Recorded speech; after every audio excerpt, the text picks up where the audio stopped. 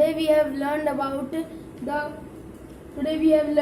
the LDR, how street light work with Arduino. When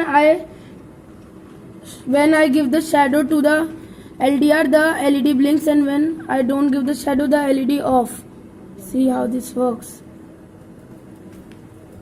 Hi, this is Arya. Today was our third project of Arduino, in which we have made a street light sensor, in which I am touching. If I am giving shadow to LDR, the LEDs start glowing. See, and this is our program on laptop.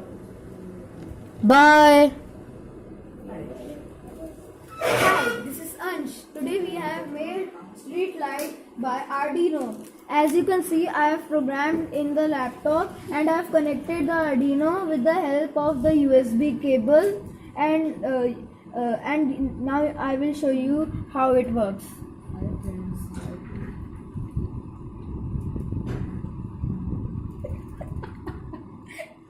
Chirag, and today I have made street light using LDR. As you can see, this is LDR, and I have connected these lights in parallel connection. Now when I put my hand above LDR, it becomes dark and LED glow. See. Bye. Hi, my name is Satvik Gupta. Today I have made this project